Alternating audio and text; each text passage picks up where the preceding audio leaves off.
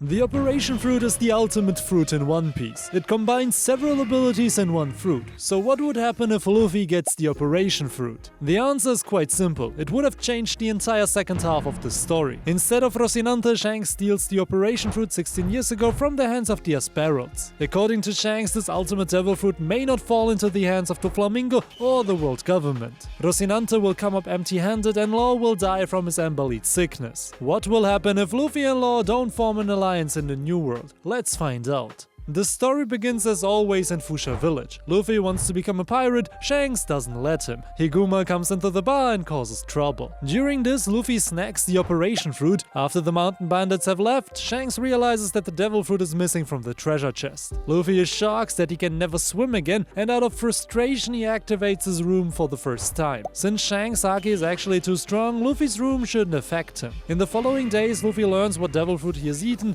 He can operate within the room he creates. For Luffy, this is a rather boring devil fruit because he's not a doctor. However, as the story progresses, Luffy will learn to use his devil fruit in a different way than Trafalgar Law did. The story then develops quite similarly. Luffy gets kidnapped by Higuma, Shanks saves him but loses an arm in the fight with the Lord of the Coast. Luffy receives Destroyed and swears to become the Pirate King. Afterwards, Garps brings Luffy to Dardan. There Luffy meets Ace and Sabo. The three become brothers and vow to have their own adventures. Then Sabo is seemingly killed, Ace starts his journey, and 3 years later, Luffy also begins his journey. In the last 10 years, Luffy has mastered his devil fruit for close combat. Luffy doesn't cut his opponents with his sword, but with his fists. When someone is hit by Luffy's punches in the room, the person breaks apart into several pieces. Similar to what happens with Buggy and his Chop Chop fruit. In the East Blue, Luffy has no problem against Alvida, Morgan, Captain Black or Don Krieg. Due to the variety of abilities he gains from the Operation Fruit, Luffy doesn't have any major difficulties. He can, for example, easily free Zoro with a Shamble. Only Buggy and Arlong could be a problem. Buggy is immune to Luffy's devil fruit powers. However, since Buggy is not necessarily the strongest pirate in East Blue, Luffy's physical ability should still be sufficient. The problem with Arlong lies in his fishman abilities. Arlong can manipulate water, and with Arlong Park he has a home advantage. On the other hand, Luffy focuses on close combat with his devil fruit. Perhaps Luffy will learn the attack Counter Shock during the fight against Arlong. With this, he could definitely defeat Arlong with an electric attack. In Loguetown, Luffy faces Smoker. The fight against Smoker could certainly be interesting. Depending on how well Luffy can control his devil fruit, Luffy could remove Smoker's heart with Mess and thus escape the situation in Loguetown. With the room ability, Luffy could be able to cut Smoker, but since Smoker is a Logia user, he can easily connect his limbs to his body again. Without haki, Smoker will not be harmed here unless Luffy is able to remove his heart. But I don't think that Luffy can use this ability so early on in the story. Even Law only showed this abilities after the time skip. So Luffy needs the help of Dragon again to escape from the Marine Captain. On the Grand Line, the plot develops quite similar to the original timeline. Luffy has a brief fight with Laboom. He promises that they will meet again in the future. Then they go to Whiskey Peak, where Zoro slices up some bounty hunters. Miss Wednesday reveals herself as Princess Vivi from Alabasta. Now she and the kingdom needs to be safe, and Igaram goes up in flames. Robin gets shown for the first time, and then our heroes head off on the grand adventure to Little Garden. In Little Garden, they encounter the Wax Figure Cabinet. Even Galdino stands no chance against the Operation Fruit. During his fights in the East Blue, Luffy developed a new tactic. While he and his opponents fight in a room, Luffy constantly shambles back and forth. This allows him to copy the Zoro technique within the room, even though he doesn't possess that ability. With this speed boost, Galdino has no chance against Luffy. He doesn't have any time to build his wax walls and dodge Luffy's shattering punches. Our heroes are saved, and then they head to Drum Island to treat Nami's illness. Even Warpole stands no chance against our heroes. Luffy simply smashes the Tin Man into countless pieces. Just imagine Warpole becoming a mini Buggy. Luffy removes his main body parts, so Warpole only has his legs, small arms and giant mouth to get around. This could be a way for Luffy to defeat his opponents and somehow punish them. In Alabasta, there are 3 battles with Sir Crocodile. First, Luffy gets defeated, but learns that he can touch Crocodile with water. Then we see a second evenly matched fight, and finally the victory in the Tomb of the Kings. Let's not forget that while Luffy doesn't have his Gum Gum abilities, he still has the same will and creativity in battle. Thanks to the room Zoro attack, Luffy can fight at a speed that Crocodile can't keep up with. As a result, Luffy indirectly developed a type of Gear 2 version of his ability very early on. This would give him some leverage over the Shishibukai. Alabasta is safe, Vivi stays in her kingdom, and our hero's departure with a gesture of friendship. and Robin joins the crew. Then our heroes travel to Jaya and then to 𝙬𝚙𝚎𝚑𝚝. The fight with 𝙁𝚘𝚙𝚅 could turn out to be very tricky, as it does in every run. However, the 𝙁𝚘𝚡𝚗 no Mi has a very powerful ability that is seen more as a joke. Doflamingo wanted to use the personality switch of the Operation Fruit and the Treasure of 𝚑𝚙𝚎 to gain world domination. If Imu is the Treasure of 𝚑𝚑𝚎, then Doflamingo may have wanted to achieve world domination by swapping personalities with Imu. In this scenery, however, Luffy has a much funnier idea. He probably can't defeat 𝙁𝚘𝚑 in a fight, but he can simply transfer 𝙁𝚑𝚑's personality into that of an animal. However, this ability probably doesn't work on characters with strong armament haki. Since 𝙁𝚑𝚑 doesn't possess this ability, it should be possible. That means in this timeline, 𝙁𝚑𝚑 swaps his personality with a South Bird.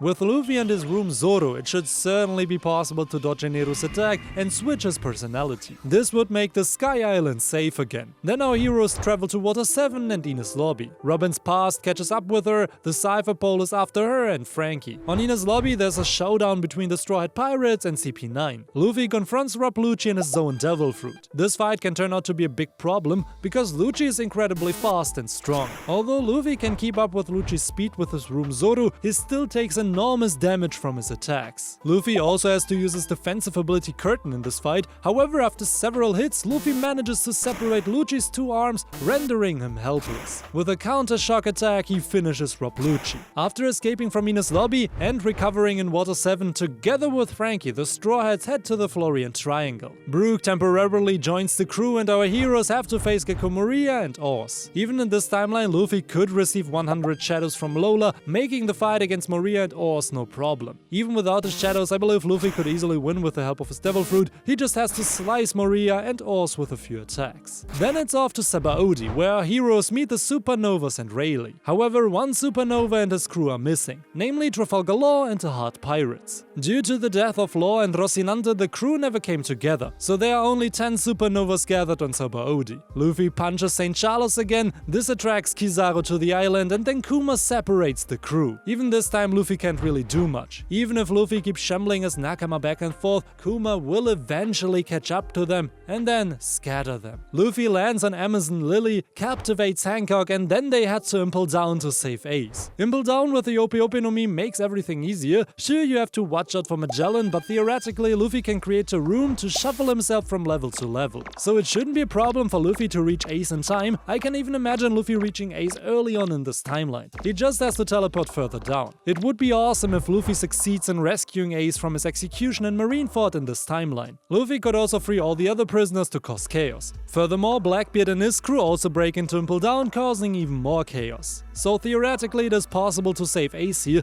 especially considering how Luffy's mastery of his Devil Fruit should be at this point. The escape from Impel Down would be similar to the original timeline, just with Ace joining in. Unfortunately, Ace wouldn't be able to use his Devil Fruit abilities. During the escape, Ace could surely find a Dendenmushi to contact the Whitebeard Pirates, who are already prepared to free Ace in Marineford. What if they now make their way to Impel Down to directly rescue Ace? This could also lead to a reunion between Luffy, Ace and Blackbeard. Ace could be full of anger towards Blackbeard, but at the same time he wouldn't be able to do anything against him with the Sea Stone handcuffs. It's not quite clear if Luffy could just remove Ace's arms so that the Sea Stone handcuffs fall off, because we don't know how the room works when Sea Stone handcuffs are in the way. So they would have to let Blackbeard go. But before our heroes could escape, they are confronted by Magellan. The fight against Magellan shouldn't be a problem with the help of Galdino and Luffy's Operation Fruit, as well as the assistance of Crocodile and Jinbei. However, Luffy doesn't gain any poison resistance from Magellan, which could be a problem against Caesar. By the way, Ivankov and the Okama also joined the escape after seeing the chaos in Impel Down. Outside of Impel Down, Marcus suddenly appears. The Whitebeard Pirates are ready to save them all, but they need to hurry. The Marines have already heard about this prison break. Jinbei summons the whale sharks again, and together with Marco as the navigator, they surf on a wooden door towards the Moby Dick. The Gate of Justice needs to be opened again. Once again, Mr. 2 sacrifices himself for our heroes. Luffy promises him that he will return one day to save him. Just like Ash fulfilled his dream with his Pidgeot, Luffy will also fulfill this promise in this timeline. Hopefully the reunion won't take 20 years. Luffy made it. He was able to save his brother. Whitebeard is glad that his son is still alive. On the Moby Dick, Luffy then gets to know Whitebeard. The Emperor thanks the supernova for his help, however Luffy immediately says that he didn't do it for Whitebeard but for his brother. Luffy even teases Whitebeard, saying that in old 𝙲𝚙𝚎 he took his sweet time to save Ace, but Whitebeard can only laugh heartily at this joke. This young rookie reminds him of a pirate he once knew. Sir Crocodile then tries to disrupt the harmony by flying towards Whitebeard to kill him, but the attack fails. Marco jumps in between and stops Crocodile. Juzo joins in and they put sea stone handcuffs on Crocodile. In the meantime, Whitebeard destroys the sea stone handcuffs on Ace. Galdino could also have removed Ace's handcuffs at the end of Impel Down. Luffy then asks Whitebeard if he can take him back to Sabaody so that he can meet up with his crew again. They were supposed to meet again after 3 days to set sail for the New World. Whitebeard wants to do Luffy the favor. The problem that arises now is that Luffy can't just gather his crew again to set sail to the New World. He hasn't experienced the death of Ace at Marineford like in the original timeline. Without this war, Luffy lacks the perspective that he's still too weak for the New World, but in this timeline things turned out differently thanks to Rayleigh. On the Moby Dick there's a Den Mushi call between Luffy and Rayleigh. Let's not forget that Rayleigh and the Roger Pirates were too early on Laugh Tale, probably because the ancient weapons weren't ready yet. We also now know that if Luffy now travels to the New World, Momo and Kinemon will still travel to the future, and they are very necessarily for the dawn of the world and for the plot on Wano Kuni. Rayleigh of course knows why they were all too early. Through the rescue of Ace and also the sacrifice of Shanks, Rayleigh has started to believe more in Luffy. He also wants to help him become the Pirate King, but with his current strength he won't succeed. Rayleigh suggests waiting for 2 years so that Luffy can become stronger. He needs to learn Haki. Without these abilities he has no chance in the New World. Two sceneries could now arise. Luffy trains for 2 years with Rayleigh, or Ace and Whitebeard also get involved into the training. I would find it quite interesting if Whitebeard also trained Ace during the time skip. Whitebeard believes in Ace as the future Pirate King and Rayleigh believes in Luffy. After 2 years we would have two brothers who are both rivals on the way to the Pirate Summit, just as they promised each other in Alabasta. During these 2 years both Luffy and Ace have mastered their Devil Fruit abilities and have become physically much stronger. The adventure in the New World unfolds slightly differently this time. Everything on Fishman Island almost goes as usual. Hody Jones and his crew are defeated. The interesting part is that Luffy doesn't start any conflict with Big Mom because Fishman Island is still under the protection of Whitebeard. Jinbei then joins destroyed pirates on Fishman Island. This makes many future adventures much easier. By the way, instead of Law, Basil Hawkins has become a Shichibukai just as Oda originally planned. The Yonko and the Admirals stay unchanged, because Marineford never happened. On Punk Hazard, our heroes meet Kinemon. They want to save the samurai in Momonosuke. For that, Luffy has to confront Caesar, but this time Law doesn't show up and therefore neither does Vergo. Destroyed pirates don't form an alliance with the Hard Pirates. As a result, they don't come up with a plan. During the time skip, Rayleigh asks Luffy to learn the basics of using a sword, to have more ranged abilities with his Devil Fruit. Reluctantly, Luffy accepted it. Now Luffy can use certain long-range attacks with his sword. This makes it much easier to defeat Caesar. Kinemon and Momo are saved. Then they go to Dressrosa to save Kanjuro. Since our heroes don't seek any conflicts on the island, they manage to rescue Kanjuro without any problems. But then Doflamingo recognizes Luffy's Devil Fruit and realizes who the Operation Fruit belonged to in the past. They start fighting, but Doflamingo, even with his awakening, doesn't stand a chance against Luffy and his ultimate Devil Fruit. Luffy defeats Doflamingo with a Gamma Knife. Then they search for Raizo. Kinemon has a Vivre card from Inuarashi and Nekomamushi. This leads our heroes to Zou. Since the crew didn't split up in this timeline, Capone and Sanji never meet. Destroyed pirates arrive at Zou together, just in time to help the Minks against Jack. Luffy could start his conflict against Kaido by defeating Jack in an all-out battle. This would be a declaration of war against Kaido. The Minks are healed, Raizo is safe, Luffy learns about the road poneglyphs and Kaido's actions on Wano. He also hears some stories about Odin, Roger and Whitebeard. Our heroes then travel to Wano Kuni to confront Kaido. Since the events of Whole Cake Island haven't happened yet, there's no alliance between Kaido and Big Mom. Luffy then tells Kinemon about Izu, whom he met on Whitebeard's ship. Kinemon also wants to ask the Whitebeard pirates for assistance in the fight against Kaido, as Odin was once a member of this crew. Then it comes to a reunion with the Whitebeard pirates. Whitebeard is happy to see the samurai again. He apologizes for not coming to their aid 20 years ago, as he did not want to interfere in the country's conflicts. However, through Luffy's rescue mission, he realizes realizes the importance of getting involved in certain conflicts to help his nakama. On the day of the Fire Festival, the legendary raid on Onigashima begins.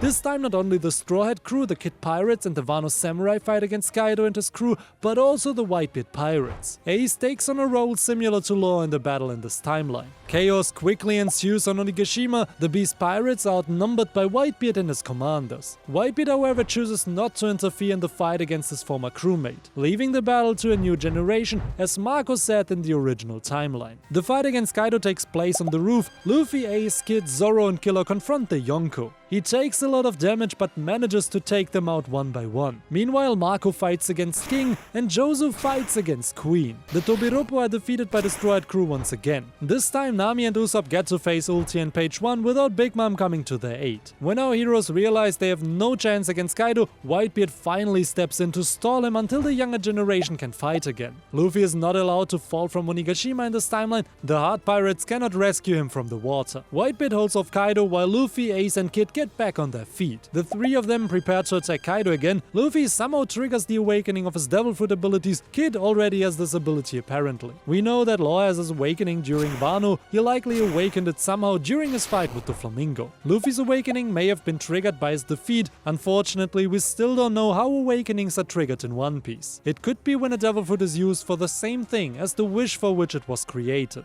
Luffy envelops his hand with his K-Room ability, similar to how Bartolomeo enveloped his hand with his barrier. With a K-Room, the enveloped object can change in size. Luffy's fist becomes a massive Gear 3 fist and hits Kaido. Kid also uses Damn Pang to catapult Kaido off the island. However, similar to Big Mom, it is not enough to defeat him. Ace is the only one who has not yet triggered the awakening of his fruit. He uses Entei to shoot Kaido further into the abyss. But even that is not enough against the Yonko. Kaido then activates his Fire Dragon form to finally defeat the Supernovas. Meanwhile, King, Queen and the Tobiropo are defeated. Only Kaido remains standing in his crew. Whitebeard jumps into the air to strike Kaido's Fire Dragon form with a massive earthquake. Whitebeard is hit by a massive flame and his face is once again half burned. However, the attack is effective. Both Kaido and Whitebeard fall from the sky. Momo flies into the air and catches Whitebeard. Kaido, on the other hand, crashes back onto the roof of Onigashima. Every remaining character on Onigashima attacks Kaido with a final signature attack. Then suddenly the invincible Yonko falls and is defeated.